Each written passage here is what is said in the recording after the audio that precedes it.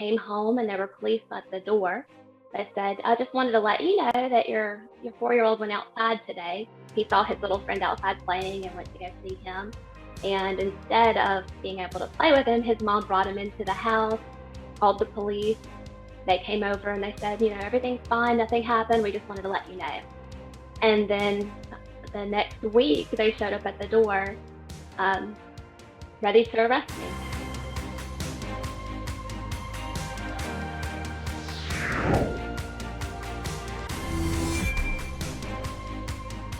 Everybody, Alex Newman here with The New American. Welcome to another episode of Conversations That Matter. I am your host. We have two very special guests with us today. This is a story that it's like one of those that you really can't believe it's happening until you realize, oh my goodness, it really is happening. We have Melissa Henderson with us and her attorney, David DeLugas with ParentsUSA. Melissa was actually arrested in front of her children, and now she's being charged with a crime, facing up to a year in jail, not for burning down any cities, not for looting anything, not for robbing anything, but for leaving her children at home under the care of her 14-year-old daughter. Yep, you heard me correctly. Melissa, thank you very much for joining us today. Give us the background. What happened in this story, and how did it end up with you being arrested in front of your kids? Yeah, it's crazy. I went to work. The quarantine had just lifted, and so my job opened, but the schools and daycares had not. And so I made the choice to leave my younger children with my older children. I've got 5 total, so I had 3 older children helping with over 2 younger. And went to work and came home and there were police at the door.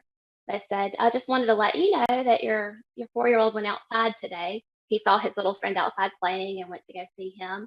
And instead of being able to play with him, his mom brought him into the house, called the police. They came over and they said, everything's fine, nothing happened. We just wanted to let you know. And then the next week, they showed up at the door, ready to arrest me. Wow, it's unbelievable. And now they are charging you with a criminal offense that you could spend up to a year in jail if convicted. Right. Why did they feel the need to charge you with a crime? Do you have any insight into that? I mean, that sounds like pretty normal standard behavior all across the country, in fact, all around the world for all of human history. Why did they decide to charge you here? That's what I still cannot figure out.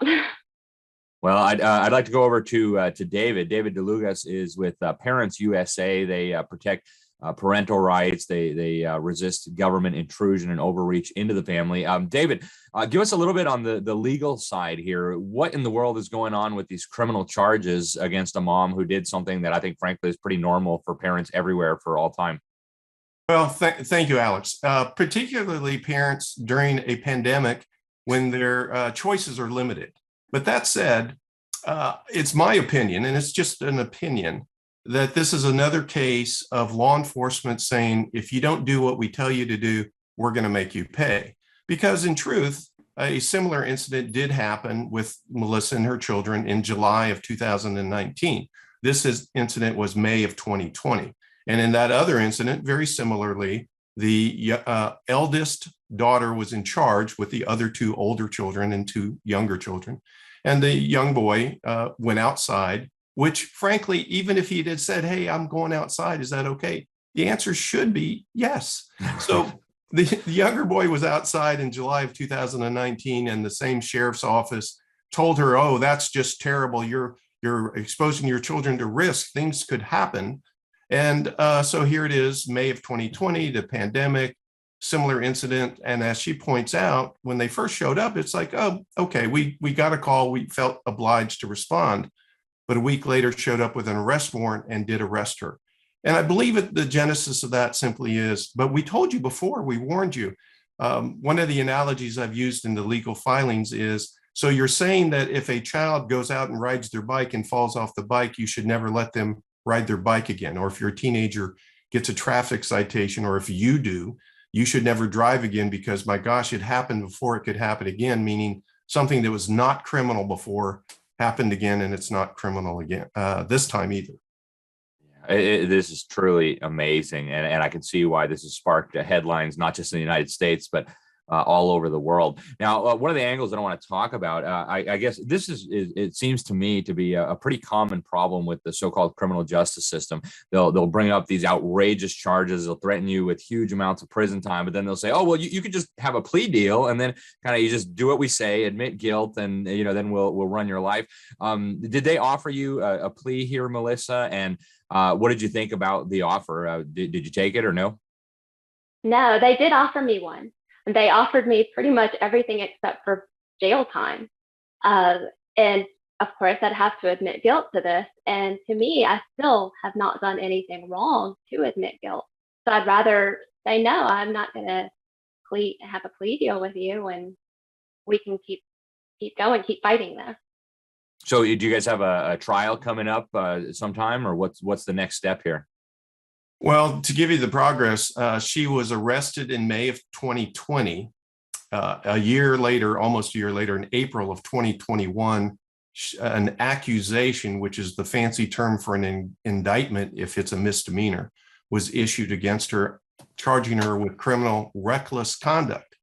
As her attorney, I filed an answer to that with a motion to dismiss it based on, check this out, Alex, a 1997 Georgia Supreme Court case in which a mother, very similar, left her young children in charge of a 12-year-old son as well.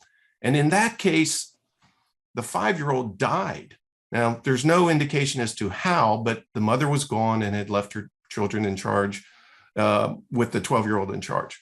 The Supreme Court of Georgia ruled in 1997 that this law, reckless conduct, applied it against a parent, is unconstitutional because it doesn't give parents fair warning that you can't do this. And secondly, and maybe more importantly, the Georgia Supreme Court said it gives too much discretion to law enforcement to decide what's reckless and what's not. And we don't want to arm law enforcement with this unbridled power to decide what is and isn't reckless. So that was 1997. Now, even before she was arrested, Melissa knew about ParentsUSA, called our offices. I immediately researched this, found this case, sent a PDF of the case to the district attorney's office, to the sheriff, and to the magistrate court judge who signed the arrest warrant, and said, take a breath, don't arrest her. Look this over and think about it. They arrested her anyway. April 2021, she's the accusation issues. I file a motion to dismiss, basically a motion to quash the accusation, and a judge heard oral arguments and then asked for more briefing, writing of documents that he gets to read. And that was submitted in August and October of 2021, and we're waiting for his decision. If he quashes it, the case is over for her. If he doesn't, then I'm going to appeal his denial to the Georgia Supreme Court, basically with a wink and a nod of going, excuse me, justices, in 1997, a child died, and you said, tragic though it may be, it's still an unconstitutional statute when applied to this situation. So that's where we are. Wow. I want to zoom out now and talk a little bit about the big picture, David. You work nationally, helping parents, helping families. How big of a concern is this nationally, where government is coming in and making criminals out of parents for behavior that I think is pretty normal, pretty standard? Is this a growing problem? And how do people fight back? How do people do something about it? Thanks for asking that question. It's very, very important. I think it was about 7 years ago, there was a couple in Silver Springs, Maryland, who had, and I'm using the word audacity sarcastically, to take their children to a park a mile from their home and let them play there alone with the instruction that they be home before dark. And while walking home, their children were confronted by a police officer who put them in the car, took them home, and reported the family to Child Protective Services, who found them guilty of child neglect. Oh my goodness. Now, that was the METIVs, and we came in and helped out in that case. And on appeal, the Child Protective Services reversed their decision. Here's the dilemma. For parents, the worst thing you can do to a parent is call the parent a bad parent. Even worse is if you ever threaten or actually take the children away from the parent. So parents are vulnerable. They will succumb and give in to any kind of pressure by and large because it's so horrifying. But the reality is, as a society, we have become so accepting of this notion that children have to be watched and guarded 24/7. You have monitors in their bedrooms and in their cribs everywhere, and you can't let them go outside and play unless you're standing in the street watching them ride their bikes up and down the street, lest somebody calls the police. Now, we're never going to stop people from calling the police because of behavior they see with which they don't agree. But what we can do and should do as a society is say, yeah, but it's not illegal.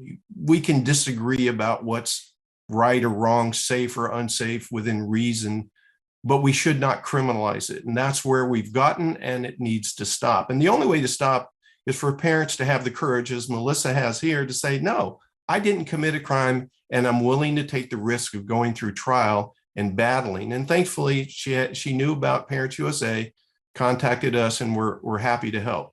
Now, we don't help in every situation because not every situation actually is a violation of the rights of parents, according to the U.S. Supreme Court. And that's the only guide we have. We don't use our personal views. We use the U.S. Supreme Court. So U.S. Supreme Court says, as long as a parent who's fit is making a decision that does not cause their child actual harm, physical harm, or long-term emotional harm, that is a decision that the parent should make. Now, when parents disagree, those parents can battle and courts can intervene, but that's a different type of situation, so we don't get involved in the parent battles. Yeah. Wow. How tragic. Before we let you guys go, Melissa, any final thoughts from you? Any words to mothers out there who may be watching, and also how can people get involved to support you guys? What's the, is there a website? How can people get involved if they're moved by this? Well, final word. I mean, this really could happen to literally anybody. So, I mean, to any parent, any mom, grandparent, babysitter, even. So I feel that this is a bigger deal than just me. I feel that, I don't want everybody at home worried. Should I leave my child? Should I not? Is this babysitter old enough? Is grandma going to watch them the right way, or are the police going to be called? I just don't feel that that's fair to put that weight on every single working parent out there. So I am going to keep fighting for that reason, just to make sure that we can all sleep well at night, and we know our children are not going to be, traumatized by their mom or their dad being arrested for something to take care of them. So I do feel that we do have a strong reason to keep pushing to make sure that this is taken care of correctly. Yeah. As for a GoFundMe, David has a GoFundMe that helps with the legal fees. I'm sorry. And I also have a GoFundMe my brother started, so that would help with just living expenses and helping get through all this when I was not able to work. Very good. Well, we'll put those down in the description. David, any final thoughts? How can people get involved? How can people find you on the internet? ParentsUSA.org is our URL. Please go there. If somebody needs our assistance, we ask that you not call, but instead send an email to help, HELP, at ParentsUSA.org. If you don't trust GoFundMe for your donations, you can go to our website and make a donation online there. We appreciate the support because this is all about parents across the country. And it's also about what some have called plea coercion, where the state charges, as you said, Alex, and then expects or anticipates that people will succumb to the pressure. And again, thankfully, Melissa has the courage to resist. She did nothing wrong. Very good. Well, yeah, I think if this gets in front of a jury, I think any group of common sense people will look at this and say, "Oh my goodness, this is insane." Well, thank you, Melissa, for standing up. Thank you, David, for standing up and fighting alongside of her. Thank you both for joining us today, and best of luck. Please keep us updated. Thank you, Alex. Very good. All right, folks, that was Melissa Henderson and David DeLugas of ParentsUSA. I'm Alex Newman, your host. Thanks for watching Conversation.